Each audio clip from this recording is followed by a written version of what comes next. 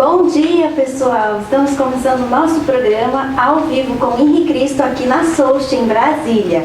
E você que está nos assistindo pela primeira vez, avise seus amigos e familiares para que eles possam usufruir dos transcendentais ensinamentos aqui ministrados por Henri Cristo. Sejam bem-vindos os descontentes, livres pensadores, ateus, curiosos e os que estão insatisfeitos com a sociedade contemporânea. Questionem Henri Cristo, sanem suas dúvidas e vivam melhor na Terra, mesmo em face a um mundo tão conturbado e aparentemente sem esperanças. Todos os sábados às 11 horas da manhã, henricristo.tv, o canal da Liberdade Consciencial. E não esqueçam, mandem suas perguntas através do e-mail henricristonaWeb@gmail.com. Agora, no intuito de iluminar os ouvintes, facultando-lhes assimilar suas palavras, Henri Cristo, por obediência a seu Pai, Senhor e Deus, após conceder a bênção, procederá com a elucidativa dissertação, antes de responder novas questões. No ar, henricristo.tv. Paz seja com Jesus. O Pai, eterno e inefável, Deus infalível, Criador do Universo, das culminâncias do teu reino, do trono do teu poder, do alto do qual teus olhos temíveis tudo descobrem, tudo bem. Abençoe teus filhos com saúde, luz e justiça, que tua é toda glória para todo sempre, ó Pai. Agora, meus filhos, que ouvis falar de guerras, rumores de guerras, reino contra reino, nação contra nação, tempestades, terremotos, inundações, pestilências, fomes. Conscientizai-vos, é apenas o princípio das dores que enunciei prenunciando meu retorno. Eu sou emissário do Pai. Reconheço o vosso direito de pensar e dizer o que quiserdes, desde que me respeiteis o direito e dever de esclarecer quem sou. Não escolhi ser Cristo, não posso vos obrigar a saber quem sou, mas isto não altera a minha realidade. Pensais que é fácil, obediente ao meu Pai, andar indumentado assim, os ignorantes zombando de mim? Ainda que os malignos condenaram Galileu, a terra continuou gravitando em torno do sol. O sol brilha e mesmo que todos duvidassem, ele não deixaria de ser sol. Assim também, ainda que a maioria dos terráqueos não creiam que sou Cristo, continua sendo o mesmo que crucificaram. Não me é facultado abrir a cabeça do Nécio com um serrote e introduzir-lhe um bilhetinho dizendo: acorda-te, ignorante, desperta-te, sou Henri Cristo, filho do homem. Somente o demônio, Herodes, possuído pelo demônio, pediu e exige milagres. O maligno disse, enquanto eu jejuava 2000 anos: se és o Filho de Deus, transforme estas pedras em pão. Ao que lhe respondi: nem só de pão vive o homem. Em verdade vos digo, eu não preciso provar nada a ninguém, porque o óbvio é ululante, não carece de provas. Vós, meus filhos, é que necessitais provar que sois dignos de meu Pai, Supremo Criador, único ser incriado, único eterno, único ser digno de adoração e veneração, onipresente, onisciente, onipotente, onividente, único Senhor do Universo.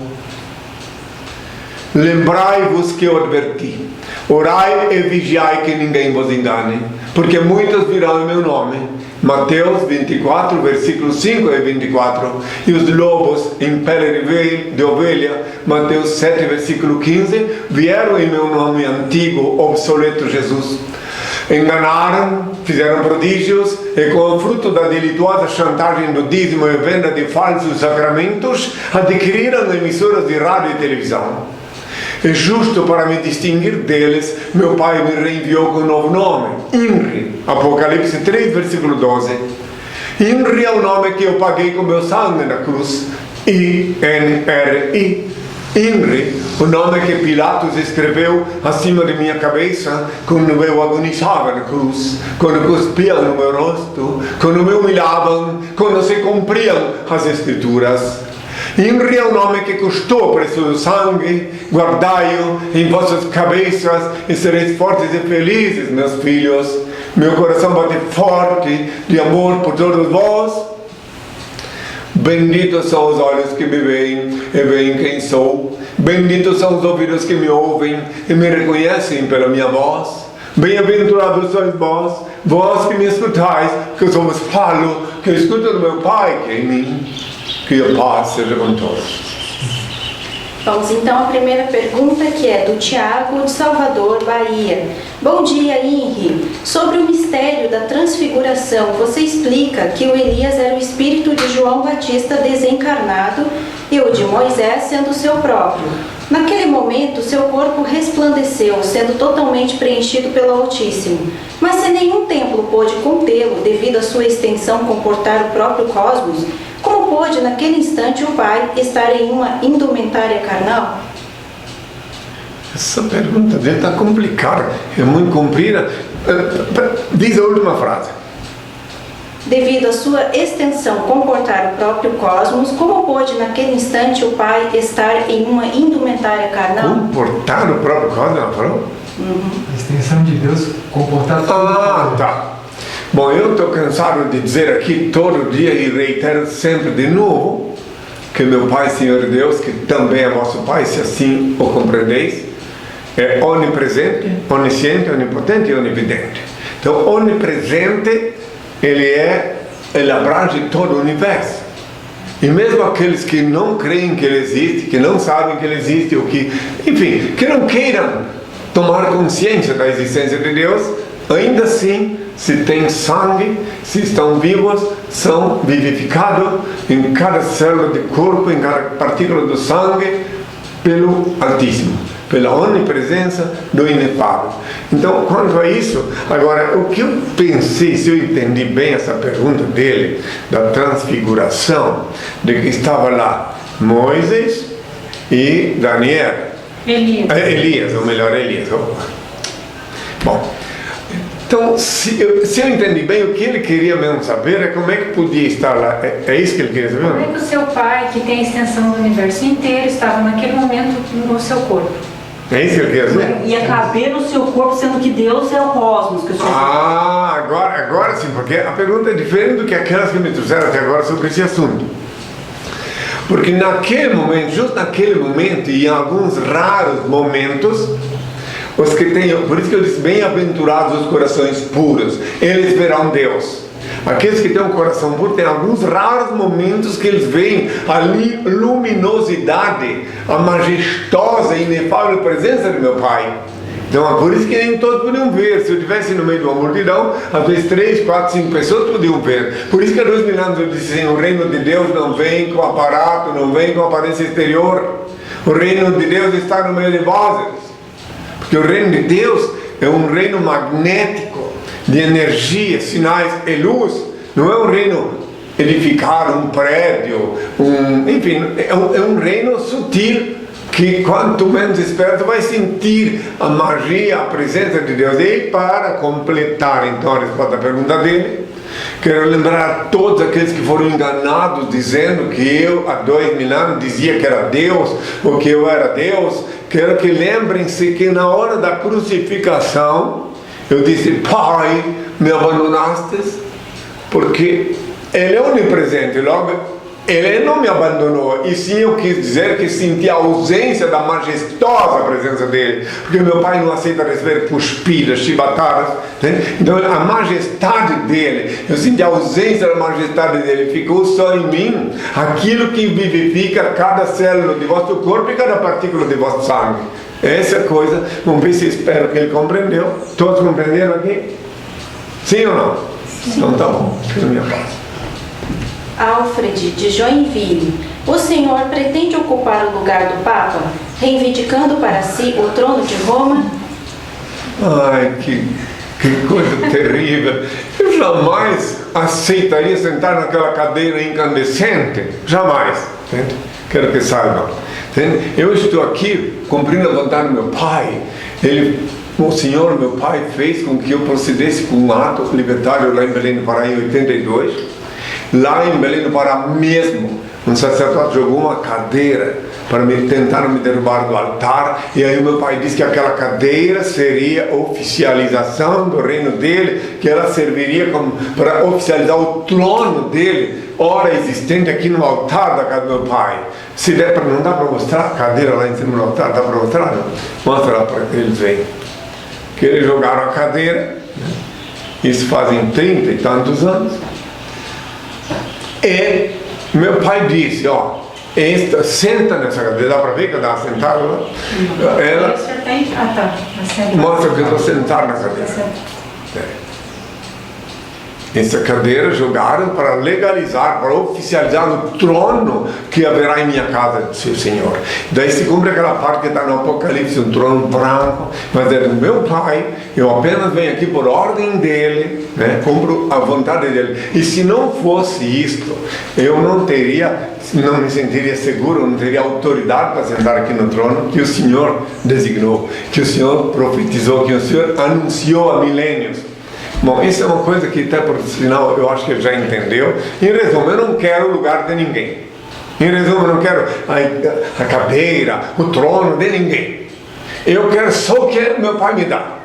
Tudo que é meu, ele diz que me vem no bojo do tempo. E o que não é meu, disse o Senhor, ele mesmo espelha usar no tempo. Então o que é meu é meu. Meu pai e eu somos uma só coisa, mas isso quando eu digo meu pai e eu somos uma só coisa, olha só, ele está dizendo que não, vós sois, ninguém me perguntou do Milano se meu pai e vós, e algum de vós também seria uma só coisa, que só me perguntaram, eu respondo, claro, pois ele é onipresente, onisciente, onipotente e onividente. Agora, eu sou o único que vivo só para ele, que eu não tenho vontade de viver um segundo aqui na terra, senão só para cumprir a vontade do meu Pai, que é também vosso Pai. Agora, ninguém de vós tem essa obrigação. Eu para isto vim ao mundo. Ninguém é obrigado a crer. Mas eu sou o primata, o patriarca, o primogênito de Deus. Ninguém é obrigado a crer. Tenho todos a minha paz.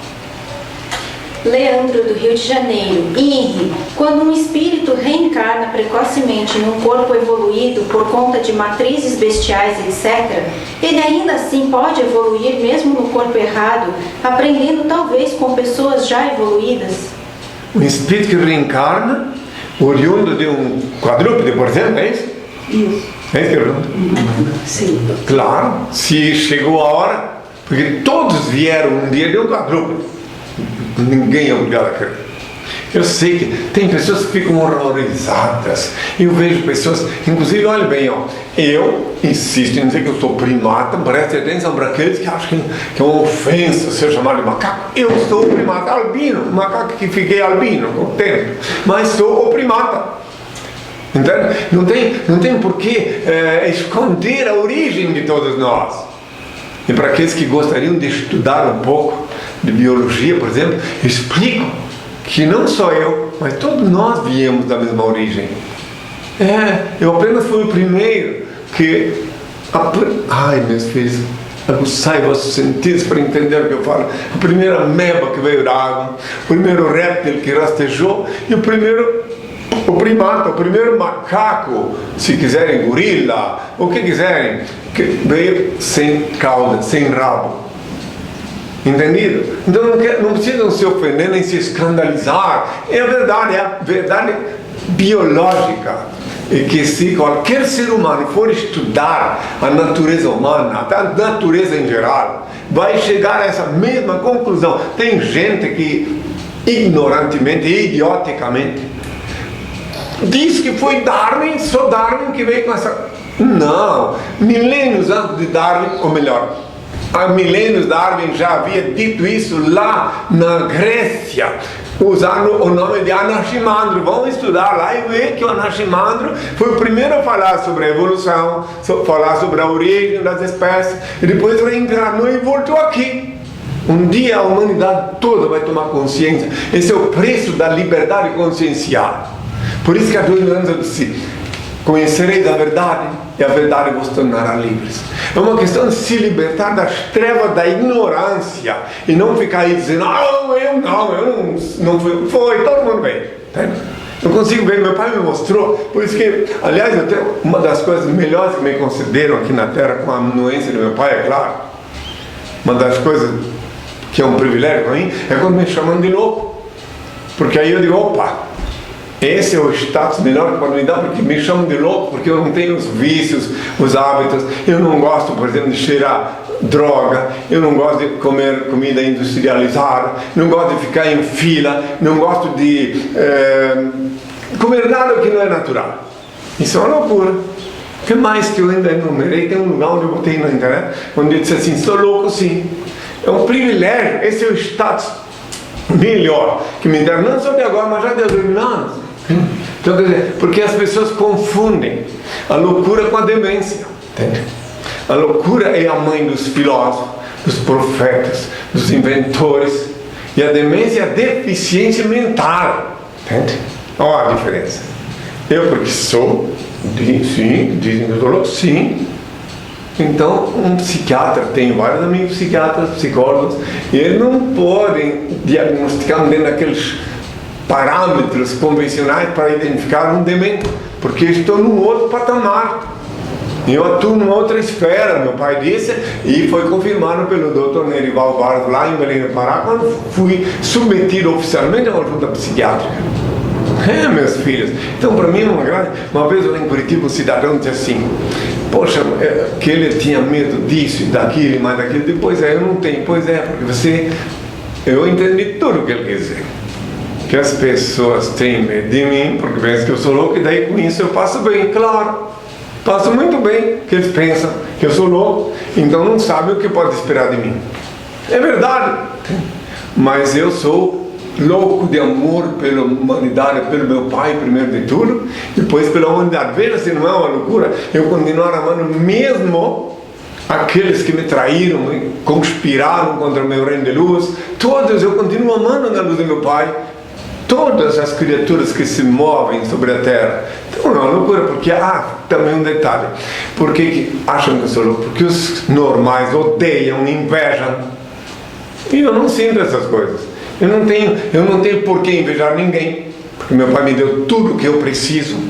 Não tenho por que odiar ninguém, porque eu compreendo as fraquezas humanas, compreendo as baixezas, eu compreendo as dificuldades que o ser humano tem para vislumbrar a vantagem de viver honestamente, de viver tranquilamente, de viver em harmonia com o cosmos. Eu compreendo, por isso eu não tenho. Outra coisa, e ensino, também é uma loucura eu ensinar as pessoas a não odiar.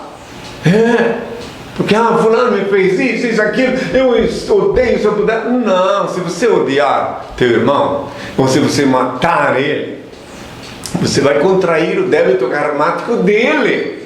Não é por bondade que eu ensinei a não odiar e que eu ensino, e sim por questão de inteligência que meu pai me concedeu, de que quem odeia se confessa inferior. O pequeno odeia o grande. Mesmo que alguém seja bem rastejante, ainda assim, aquele que eu odeio é inferior. Esta é a lei. Então eu ensino, e daí como os ensinamentos que eu ministro da parte do meu pai não correspondem com aquilo que está condensado nas latas de ensinamentos condensados, né? Aí pronto, aí já é uma loucura, porque a loucura e a sabedoria correm um risco muito grande, porque a divisão é muito tênue para entender as coisas. E o Senhor, meu Pai, me concedeu a graça de responder as perguntas que me fazem, sem me preocupar se me julgam ou não. Inclusive eu quero que saibam que todos aqueles que me odeiam, que blasfemam, que me xingam, eu lhes respondo assustadoramente com o meu amor. Porque eu vejo, imagine, por isso que na hora da crucificação diz assim, Pai, perdoai-os, eles não sabem o que fazem, porque eu sabia que eram tudo ignorantes, não sabiam minha missão, não sabiam por que eu estava sendo crucificado, não sabiam por que eu fui julgado, não sabiam por que eu não respondi ao questionário de Pilatos, não sabiam. Então, de qualquer maneira, eu pedi ao Pai por todos eles, e peço sempre de novo, eu estou, olha, meus filhinhos, para aqueles que pensam que eu estou chegando agora, eu estou há 44 anos de vida pública, 30 e pouco que eu digo que sou o mesmo de ontem, hoje e sempre em 2 continentes. poucos sabem que eu percorri o Brasil todo, todas as capitais do Brasil, falei nas praças públicas de todas as capitais, falei onde que me permitiram falar. E depois, só depois que meu pai, América Latina, um momentinho, América Latina toda, não só o Brasil. Hoje, quando eu vejo os países que estão em guerra, que estão encrencando aqui na América Latina, eu conheço cada país, conheço suas motivações, suas dores, porque eu tive pessoalmente lá, eu dormi na casa deles, eu tomei banho com a água deles, eu me alimentei na casa deles. Meus filhos me deram da Guatemala, de Honduras, de El Salvador, de todos os países da América Latina que eu visitei. Então é isso. Outra hora a gente volta a falar devagar, com andor, que a fila é grande. Vamos adiante. Célia Duran, de Osasco, São Paulo. Bom dia, senhor Henry. Meu irmão Glover Montanho, que mora na Bolívia, foi há um tempo atrás com meu tio em uma montanha e tiraram ouro. Levaram para a casa de Glover, mas depois meu irmão adoeceu ao ponto de ficar de cama. Ele sonhava que tinha que devolver o ouro e assim ele obedeceu o sonho e sua saúde se restabeleceu. O que diz a lei de Deus sobre as pedras preciosas e ouro? Bem, o erro dele foi ele acreditar. Porque se você achar o ouro no fundo do teu quintal, onde for, seja qual for, e tu acreditar que tu és um ladrão, que tu estás roubando, daí vai te fazer mal. Igual se ele tivesse olhado por o outro lado, que Deus havia abençoado ele de descobrir, porque ele não roubou de ninguém. Segundo me consta, ele achou o ouro, né? Então ele não tivesse pensado que havia sido obtido uma coisa ilicitamente, né? Tivesse pensado, bom, o Senhor me mostrou isso aqui para melhorar a minha vida. Mas ele sonhou. Ele sonhou. Sonhou o quê? Ele tinha que devolver. Sim, mas daí se ele sonhou que tinha que devolver, então tinha algum dono no ouro. Porque eu estou falando em ouro que ele encontrasse que não tinha dono. E para quem ele devolveu, não diz aí? Nas montanhas, da onde ele pegou. Mas então ele foi enganado pelo espírito das trevas que queria que ele sofresse mais, né? Porque se ele sonhou e foi botar de volta lá o ouro, aí me desculpa, porque se ele tivesse, digamos, sonhado que tinha que devolver para o dono, e que o dono era fulano e tal, da rua tal, número tal, da Cali, já que é Bolívia, Cali, número tal, tudo bem, mas se ele sonhou que tinha que devolver lá, então ele foi enganado sim, pelo espírito das trevas, que não queria que ele usufruísse das benesses. Por isso que tem sempre invocar o Pai, e pedir ao Pai inspiração, compreensão do ato seguinte, num caso como esse principalmente, entende? É que as pessoas, os seres humanos em geral, foram enganados e não aprenderam como eu ensino desde há 2000 anos, que deve se orar no quarto, a porta fechada, Mateus 6, versículo 6, e eles ficam acreditando em um monte de abobrinhas que lhes é ministrada pelas religiões. Quero deixar bem claro que eu não sou religioso, eu sou filósofo, ensino a liberdade consciencial. Então, eles ensinam que tudo é pecado, e daí é onde a pessoa fica doente, sim. E o que eu ensino? Há milênios. Que pecado é tudo que fizeres que faz mal a ti ou a outrem. Tudo que fizeres que não faz mal a ti nem aos outros não é pecado. Ensina a rezar no quarto, a porta fechada. Pronto. Não precisa de religião, não, porque preste atenção. Se Deus é onipresente, onisciente, onipotente, onividente, então não precisa ir em lugar nenhum para invocar. É no quarto, a porta fechada, como eu ensinei há 2000 anos. Mateus 6, versículo 6. Invoca o Pai lá. Ele vê o que se passa e te abençoa. E daí tu poderia usar o ouro, não precisava ter subido a montanha de volta para devolver. Bom, sendo essa história verdadeira, estou dando crédito à pergunta e à história, né? E sinto que a pessoa está precisando saber a verdade. Tenham todos a minha parte. Rafael Moraes, de São João del Rei, Minas Gerais. Se Deus é onipotente, onipresente e onisciente, qual o verdadeiro motivo por ele deixar acontecer tudo de mal às pessoas que creem nele? Justamente porque ele é onipotente, onipresente, onividente, onisciente, é que por ele ser todo poderoso, ele não tira o direito de ninguém de violar a lei, de pecar. Ele deixa que as pessoas pequem, que violem a lei, porque aí é que está a liberdade de cada um de aprender, e é pecando que se fica doente, que se sofre, que se vai evoluindo, subindo a escada da evolução. Então ele é majestoso. O Senhor, imagina aqueles que eles ensinaram, que Deus está lá, um velho barbudo, branco, um chicote para lhes bater. Não, ele é tão perfeito, Deus. E ele criou leis tão perfeitas que são eternas, não carecem de emenda constitucional, nada disso.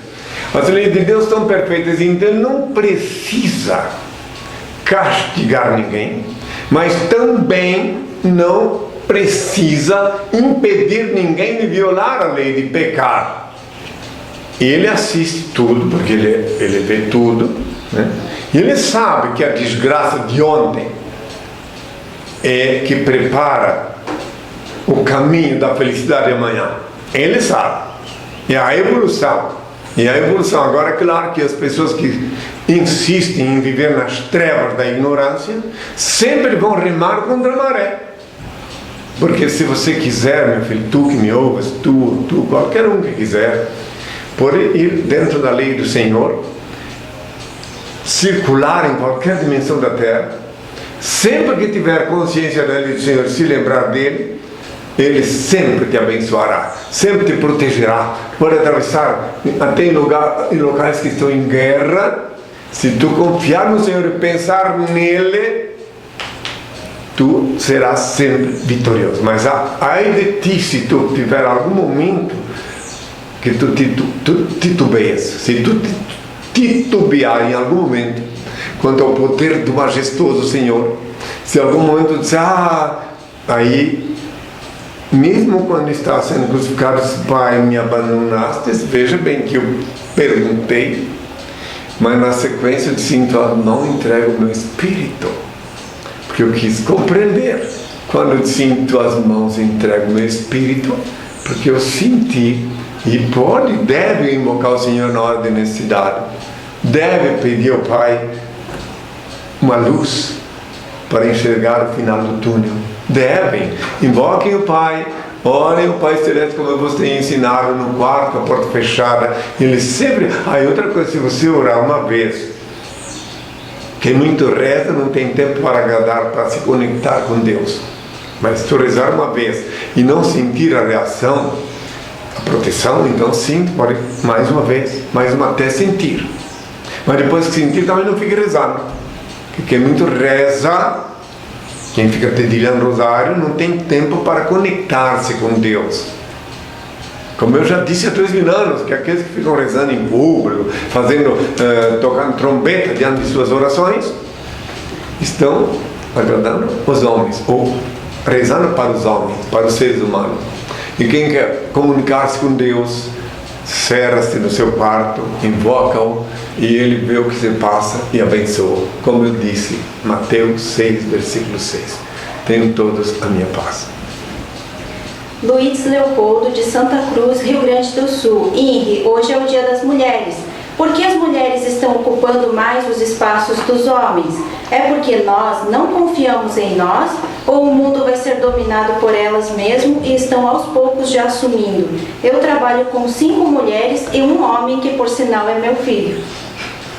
Que coisa! Bom, benditas são as mulheres no dia delas. Eu, em verdade, vos digo, convivo muitos milhões de anos com mulheres, não de agora, e compreendo as mulheres. E invoco meu Pai pedindo que um dia Ele há de dar o dom aos homens de compreender as mulheres. Primeiro. Segundo, que para mim todos os dias são das mulheres. Por exemplo, durante 9 meses eu estava dentro do ventre de uma mulher. Em qual desses 9 meses, qual dia desses 9 meses era o dia dela? Todos os dias. E todos vós que me ouvis um dia estiveram no mínimo, se não 9 mais 7 meses, ou 6, no ventre de uma mulher. Então, benditas as mulheres. Agora eu explicarei também para ele entender. Por um lado, elas têm razão de querer assumir o poder, o controle. E por outro lado, elas estão conseguindo porque tem intuição, porque percebe. A mulher, por exemplo, fica assim. Quem quiser se ofender, que se ofenda. Ela fica quieta dentro da sua casa e tal, até ela vê que tem coisas que começam, que a casa vai cair. Daí ela é obrigada a começar a se mexer, começa a tratar arrumar as coisas que estão sendo desorientadas. Quando ela começa a ver que o homem dela, o marido dela, o filho, enfim, aquele que vive com ela não está dando conta do recado, às vezes ela tem que pegar, tem armas para se defender. Então, mas a mulher normal... Ah, e outra coisa, alto lá com essa fantasia de dizer que a mulher é mais fraca que o homem. Alto lá. A mulher é a parte mais fraca do homem, e não mais fraca que o homem.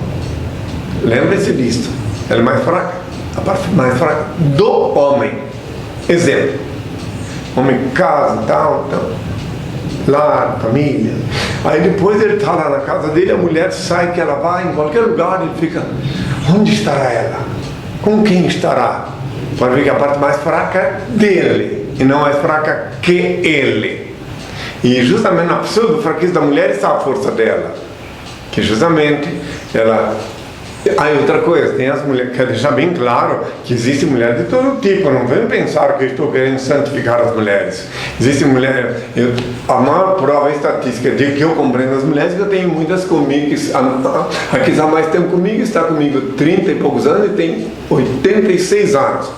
Tem uma outra com 82, né? Vou fazer 83. Isso, 83. E assim por diante. De qualquer idade. Então, muito bem. Agora quero deixar claro também para os homens não pensar que o índio diz: é a mulher. Não, existe mulher perversa, muito perversa. Existe mulher sonsa, que usa a sonsice para capturar a vítima, né? E aí por diante. Existe tudo. Mas o erro não está na mulher. O erro está no homem enquanto ele não aprende a compreender o que é a mulher. Tem uma das profecias minhas, como hoje é o Dia das Mulheres, eu vou dar um pouco mais, dizem que é o Dia das Mulheres, respondendo a pergunta, eu vou dar um pouquinho mais de atenção para isso. Então, uma profecia que eu venho dizendo há muitas décadas, onde fala assim: a mulher, o homem, como é que é? Homem unir-se à mulher sob a luz da espiritualidade, reconhecendo a sua origem divina. Note bem, o homem, quando fala de sexo nessa profecia há décadas, é uma profecia que eu falo sobre o fim do mundo, sobre a eclosão nuclear. Digo, o homem unir-se à mulher, que eu falo do futuro, sob a luz da espiritualidade, reconhecendo a sua origem divina. O que quer dizer isto? Que o homem vai descobrindo, no futuro, depois da eclosão nuclear, depois que o homem sofreu bastante, ele vai compreender a mulher e vai compreender de tal maneira que ele vai ter consciência que ele não pode olhá-la como escrava, como um ser, um objeto. Ele vai ver que ela tem sim origem divina, que Deus é quem a criou. É isso que eu quero dizer, que ela veio de Deus. Ou por acaso foi algum guru, algum mágico que criou a mulher? Não, ela veio no bojo da mãe natureza, pela inspiração divina. Ela veio a mãe. E os mistérios das mulheres, quando algum homem conseguir acessar uma parte pelo menos para bem passar na terra, já deve se considerar bem-aventurado. Porque elas têm muitas coisas que é o complemento do homem, entende, meus filhos? O homem tem a força física, geralmente. O homem é impulsivo, o homem vai à luta, o homem batalha para conquistar as coisas. E a mulher, aparentemente, não faz nada. Não fazia. Mas ela faz muita coisa sim. Porque o homem nem espera, nem enxerga quando ela diz uma coisa na orelha dele. Ele nem percebe. Aí depois ele constrói, faz não sei o que, diz, eu fiz, mas ele recebeu uma mensagem na orelha dele. Já que estamos falando de mulher, para quem quiser entender, que eu podia dar uma pequenina aula de mulherologia, né? Por causa que, afinal de contas, eu lido antes de vestir a túnica. Durante 10 anos eu fui consultor metafísico e muitas mulheres vinham me procurar. Depois, então, vou dizer mais uma coisa, que a mulher, ela tem sempre, Deus deu para ela na substituição da força. Algumas têm força também, mas deu para elas o dom da intuição. Então muitas vezes elas intuem uma coisa, a mãe fala para o filho: meu filho, melhor tu não fazer isso, não ir lá, etc. Porque ela está dentro da casa dela, não saiu de casa, ela não viu o ambiente que o filho circula, o que ele faz, nada. Mas ela teve a intuição de ver que uma coisa ia dar errado com o filho. Entende? Enfim, tem a premonição, tem homens que também têm. Então, o segredo do homem ser feliz com uma mulher, primeiro, ele encontrar uma mulher que queira viver com ele por motivos espirituais, por motivos cósmicos, por afinidade espiritual. Esse é o primeiro segredo. Aliás, está em Eclesiastes explicado sobre isso também. E depois, aí quando ele encontrar uma mulher que quer viver com ele por motivos espirituais, por motivos cósmicos, e não por motivos materiais, ele já ganhou o primeiro passo. Aí quando ele conseguiu isto, o passo contínuo, a ação contínua é compreender ela, esforçar-se para compreendê-la. Não vai conseguir nunca, a não ser que ela queira, mas pelo menos vai poder pisar firme no chão. Entende? Agora, se a mulher quiser, ela partilha com ele. Se ela o ama, ela partilha com ele algumas coisas que vão fazer melhor a convivência dos dois. Eu tenho poucos filhos que encontraram uma companheira no mesmo nível, que vivem bem, mas aqueles que encontraram vivem. Entende? Então aí que está o segredo. A primeira que o homem tem que parar, a parte mais importante para o homem se livrar, falando no dia das mulheres, se livrar das traições, enfim, esses achaques, essas dores, ele entender a origem da mulher. Deixa de lado o orgulho, a soberba. Eu sou o quê? O que tu és? Uma caveira que depois que era movida a célula de cima de ti, uma caveira que vai para baixo da terra, ou então vai ser queimada ou cremada, né? Então deixa de lado o orgulho, a soberba, e vê que a mulher, a origem dela, de onde ela veio? Ela não pode ser inferior a ti, meu filho. Ela não só veio da mesma origem que tu, como ela também origina outro ser como tu. O corpo dela é usado pela mãe natureza para gerar outros filhos. Eu já há 2 minutos, só para ter uma ideia, como há 2 minutos já me preocupei com as mulheres, quando disse assim: mulheres de Jerusalém, não chorem por mim, guardai vossas lágrimas para os vossos filhos, porque bem-aventurados serão as esteris, nesses dias atuais. Já naquela época eu me preocupava com elas, mas chega, mas mesmo, daqui a pouco vão pensar que eu sou mulher, eu sou o filho do homem. O que é ser filho do homem? Tenho certeza que todos esses donos de religião que tem por aí, todos que se dizem servo de Cristo, servo de Deus, não sabem o significado etimológico da palavra filho do homem. Significado biológico, significado metafísico. Tenho certeza que não sabem. E um dia agora que eu estou falando, questione-os antes de dizer o que eu vou falar, para ver como eles não sabiam. Se dizem religiosos, se dizem enviado de Deus. O filho do homem é aquele que foi gerado de si mesmo. Isso quer dizer o filho do homem. Que eu sou o filho do homem porque eu vim da minha própria biologia. Eu sou o Adão, que reencarnei como Noé. Aliás, o Adão também é uma coisa que sempre eu vi um argentino dizer que Adão é mito. Sim, o nome é Adão, sim. Não precisa ser Adão, não importa o nome. O primogênito de Deus, que eu sou, primata, o patriarca, o primogênito de Deus, o primeiro macaco que veio sem graça. Pronto. Aí depois, quem quiser entender, entende. Aí depois veio o restante. Outro dia, quizá, novas perguntas surgem, que a fila está ali esperando, vamos adiante, que tenham toda a minha paz. Mas se alguma dúvida pairou, não se avexem. Questione, respondam qualquer pergunta sem dogma, sem sofismo, sem subterfúgio. Fiquem à vontade, meus filhos, tenham toda a minha paz. Pessoal, vamos para um breve intervalo, já voltamos. Bom, pessoal, vamos então à próxima pergunta, que é do Otávio Henrique de Brasília. Henri, o que você acha sobre o tratamento do HIV, que utiliza células transgênicas que tanto está saindo na mídia? Por enquanto não posso opinar, que eu não vi essa notícia. O tratamento do HIV que usa células transgênicas. Mas eu vou responder essa pergunta para eu opinar sobre qualquer coisa. Eu tenho que ver. Que agora não me chegou essa notícia. É coisa nova, né? Vocês viram isso aí? Se puder mandar o link da notícia. E se eu puder mandar o link da notícia, eu respondo no próximo programa. Pronto, ok? Eu não posso responder de algo que eu não vi. Eu tenho que tomar consciência. Cleidson, de Ribeirão Preto, São Paulo. Gostaria de saber o que o INRI tem a dizer sobre Meishu Sama, Mokichi Okada, líder espiritual da Igreja Messiânica.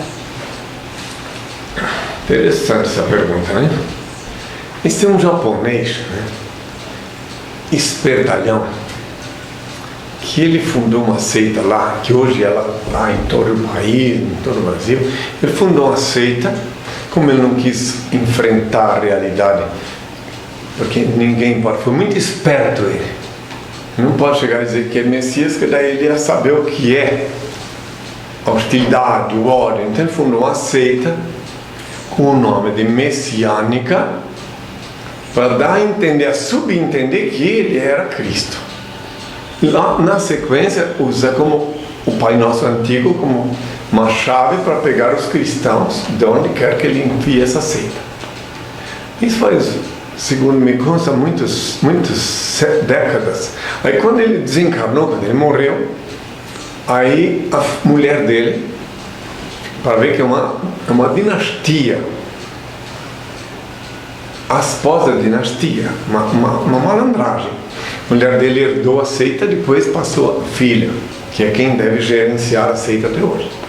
Mas olha, é uma coisa grande, ele conseguiu pegar muitos daqueles que acreditaram que ali era o Messias. Inclusive eu tenho uma discípula que durante muito tempo, a principal chave dessa seita é uma coleira que ele coloca no pescoço dos incautos que seguem ela. A coleira se chama relicário. Oricário. Hã? Oricário. Oricário. É? Isso.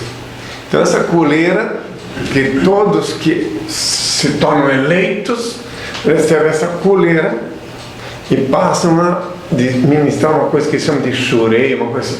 Shirei. É uma coisa. E daí eles ficam pegando, às vezes uma pessoa está com o espírito das trevas e o outro não está, ele passa a mão ali, transfere o espírito para o outro. Coisa assim. Daí cria uma situação, produz os sinais que eu falei, que os prodígios, né? Mas a seita é muito grande, aqui no Brasil todo tem. E daí então é mais uma. Mas já que tu me perguntou, mas eles são assim, digamos assim, mais discretos. Eles não são assim, não fazem proselitismo, não vi ainda em praça pública, coisa assim. Eles têm um método de proselitismo, digamos assim, de boca em boca. Mas, segundo me consta, eles conseguiram muita gente. Então, cumprir-se mais uma vez o que eu disse, né?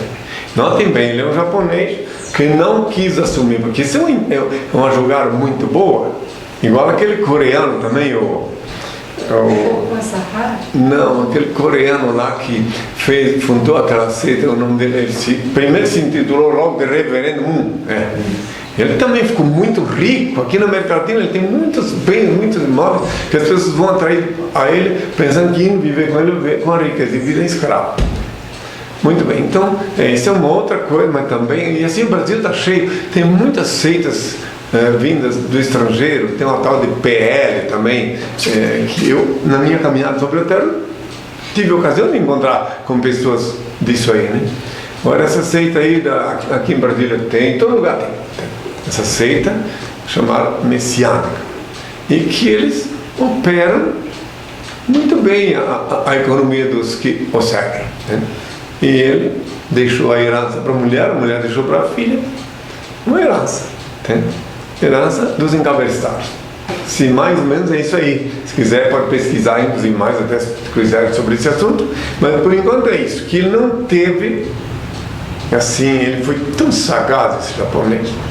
Tem um outro japonês lá também que, aliás, esse foi mais ousado e daí até cometeu alguns crimes e está condenado à morte no Japão. Shoko Asahara. Esse logo foi dizendo que era Cristo e tal, né? E daí deu uns quiprocó lá, envenenou as pessoas, né? Queria antecipar o fim do mundo, né? Daí está lá. E assim tem mais outros e outros e outros, que aqui na América Latina teve um que veio lá dos Estados Unidos chamado Jim Jones, que levou mais de 1000 pessoas para a morte, envenenou, que tinha chegado o dia do juízo e assim por dentro. Então tem no planeta Terra. Isso é muito bom que existam essas pessoas sim para um ser humano que faz a comparação, o ser humano que raciocina. Entende? Porque eu mesmo disse que isso ia acontecer, que eles viriam. E os que não ousam vir em meu nome, como esse japonês, ele pegou e disse que era a seita messiânica. O que quer dizer seita messiânica, ou igreja messiânica? No Messias. E quem é o Messias? O fundador quem é? Ele. Tu lembra do que está escrito o nome dele? Meishu Sama, Mokichi Okada. E Meishu Sama quer dizer o Senhor. O Senhor da Luz, quer dizer. Podem pesquisar lá. Mas na verdade, se for para sintetizar o que ele é um Intikim. Pronto, quem quiser pode pesquisar o que é Intikim. Na linguagem mais simples, etimológica, é Intikim, na linguagem deles, né? Tenho todos a minha parte. Eu garanto, eu respondo pelo que eu falo, viu, minhas filhinhas? Tchau. Edgar Popdegas, de São Paulo. Minha namorada quer que eu me confesse com o padre da família dela. Que argumento posso ter para me livrar disso?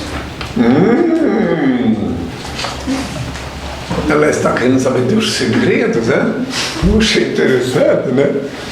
Olha só, que temos que reconhecer no Dia das Mulheres que essa tua namorada é muito esperta. Mas ela seria mais esperta se ela fosse mais sutil.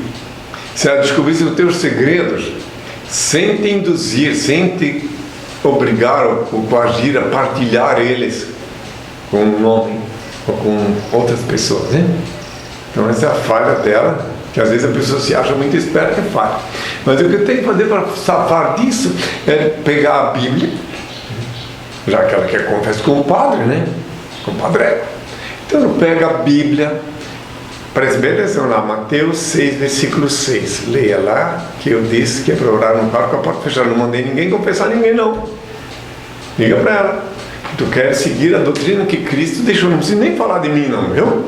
Ela vai dizer que tu está louco e tal. É melhor tu dizer, não fala que eu disse.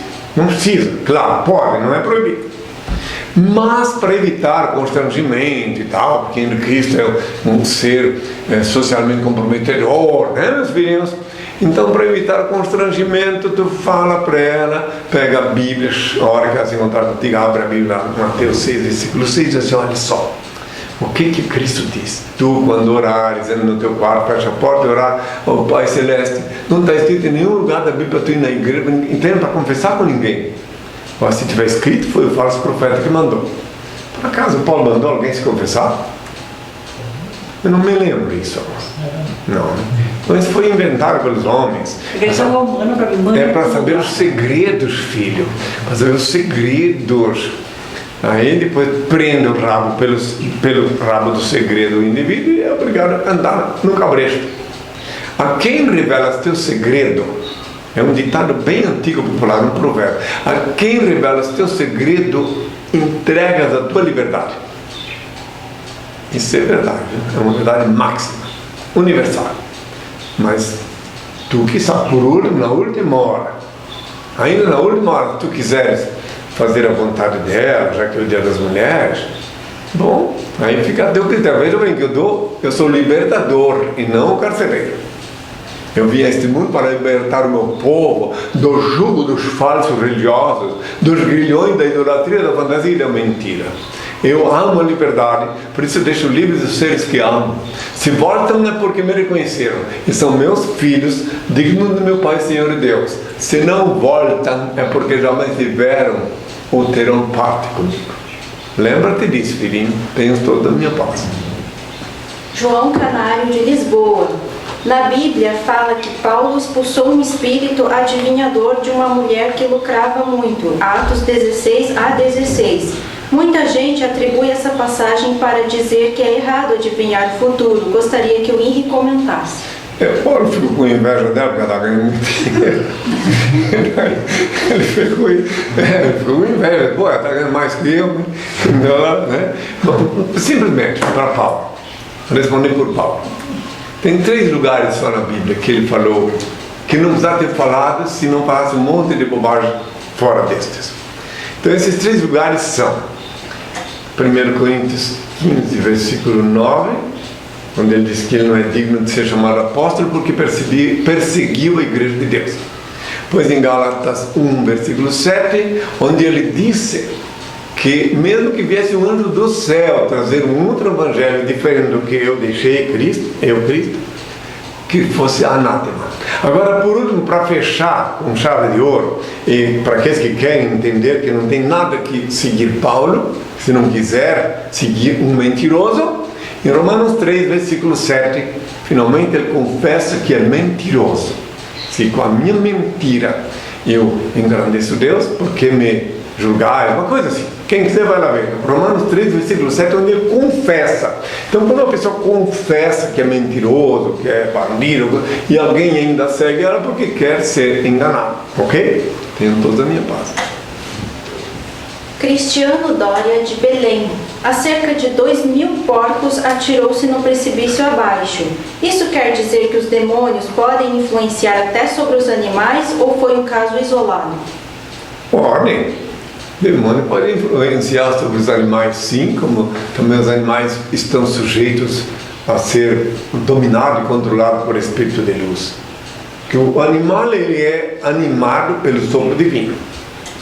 É a energia cósmica de Deus que anima todos os animais. Mas pode também o espírito das trevas, que é um espírito também emanado de Deus, porque o demônio, se alguém pensar que não foi Deus que criou o demônio, então se alguém não sabe que Deus é onipotente, onisciente, onipresente. Então Deus permitiu que o demônio existisse sim, para propiciar a purgação daqueles que não gostam de curvar-se à lei, que não queiram cumprir a lei de Deus. Então o demônio está ali como uma espécie de verdugo. Qualquer vez que tu dá uma descambadinha, ele está ali e se empolera em ti, te transforma em cavalgadura. O demônio não é um macaco com rabo e chifre, como vos ensinaram, inspirados por ele. A maior malandragem do demônio, a maior façanha dele, foi dizer, ensinar que ele era um macaco com rabo e chifre. Que daí então as pessoas ficam olhando, procurando um macaco com rabo e chifre, e daí quando vê, elas foram possuídas pelo demônio, que às vezes está falando pela boca de um padre, de um pastor, e não veem que é o demônio. Então, o demônio pode sim, é imprevisível. Isso não dá para calcular em que lugar o demônio pode operar, ou seja, a energia negativa. Resumindo, o demônio é um corpo sutil, um conjunto energético sutil, que opera na negatividade. Se alguém conseguir usar no princípio da energia elétrica, acender uma lâmpada só com o lado positivo, então esse alguém pode convencer-me que o demônio não existe. É possível acender uma lâmpada com energia só com o lado positivo? Tem que fechar o circuito. Então pronto. Então aí assim também nas energias que regem o nosso corpo, tem o lado negativo necessário, fundamental para funcionar o teu corpo. Ele não é negativo se ele fica bem nivelado com o lado positivo, ou seja, a energia era tudo luz daí. Mas se tu der uma violada na lei, se tu pensar uma coisa negativa, aí o negativo sobrepuja o positivo. Então um demônio pode incorporar até num animal, o que seja, porque o dono do animal, que tem uma ligação muito forte com o animal, está mal acompanhado. E daí ele obra a princípio no animal para depois mostrar para o dono do animal o que está esperando por ele. Daí se ele entender, ele aprende. E se não, depois chega a vez dele. Isso é um assunto muito vasto, muito longo. Eu posso responder mais vezes e me perguntar. Por enquanto você parar nisso, porque aqui tem uma fila esperando para mim. Pode tocar. Mateus, de Goiânia. Inri, qual a sua opinião sobre a maçonaria? Objetivos contundentes, com uma força maior que rege o universo, o olho que tudo vê? Ou, como é popularmente conhecida, uma seita do demônio? Cada pergunta, né? A maçonaria é uma instituição esotérica que houve um tempo que ela era uma elite, que ela só tinha pessoas deveras concentradas em estudar as leis cósmicas. Depois, como tudo nos tempos atuais, está muito misturado tudo. Mas eu conheço maçons bem intencionados que operam, que esforçam-se para viver dentro da lei divina. Agora, eu não posso opinar no sentido de se alguém quiser ou não ser maçom, isso é uma outra coisa, até porque ela, em que pese o tempo ter passado, ela continua aparentemente elitizada, ou seja, ela faz obstáculo, ela faz a triagem, né, para receber as pessoas. Então, uma outra coisa, eu não posso opinar porque eu só posso responder pela SOST, que é o reino de Deus instituído na Terra. Mas eu fiz conferência na maçonaria, fui convidado, fui bem recebido. No México, inclusive, eu fiz uma conferência na maçonaria feminina, mista, aliás, no México. Lá tinha, agora parece que aqui no Brasil também já tem. Mas é uma instituição esotérica, mas como em todos os lugares existe gente de todas as categorias, então é isso. Assim como tem as outras instituições, Rosa Cruz, etc, etc. Então é isso. Mas não dá eu não posso opinar assim. Falou quanto a satânica, ele falou?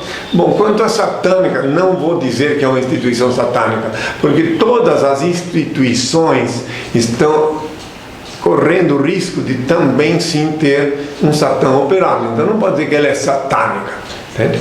E sim que ela é uma instituição terrenal, né? Que ela se esforça, desde os primórdios, se esforça para obrar para o bem. Mas eu não posso falar mais que isto, porque eu só posso responder pela SOST, que é a instituição do Reino de Deus na Terra, que tem todos a minha paz. A bênção, Senhor. Chegou a hora. Bom, antes de pedir ao Senhor a bênção, tem que, porque eu estou aqui, não quero me preocupar com o relógio, estou cumprindo a vontade do Pai. Então, antes de pedir a bênção, vou reiterar uma vez mais, sem que venham reclamar que eu sou repetitivo, mas uma vez mais eu reitero que na luz de meu Pai, Senhor e Deus, que é em mim, continuo amando todas as criaturas que se movem sobre a terra, sem exceção. Obviamente coerente com a eterna e divina lei da igualdade, que consiste tão somente em distribuir-se desigualmente a desiguais na medida em que se desigualam. Agora, os beneméritos, os integrantes da confraria dos beneméritos e os que estão chegando, se quiserem participar da bênção, só colocam a mão assim, fiquem com os olhos abertos, para que eu vou invocar o Pai e a bênção chega até vós. Ó Pai, eterno e inefável, Deus infalível, Criador do Universo, das culminâncias do Teu reino, do trono do Teu poder, do alto do qual Teus olhos temíveis tudo descobrem, tudo veem. Abençoe Teus filhos com saúde, luz e justiça, que Tua e toda glória perdoe sempre, ó Pai, e a paz seja com todos meus filhos. Até sábado e até sempre. Pessoal, este programa estará disponível a partir de amanhã no nosso canal no YouTube, Henri Cristo TV. E não esqueçam, as perguntas que não foram respondidas hoje serão respondidas no próximo sábado, logo no início do programa. Então, uma excelente semana a todos e até sábado que vem.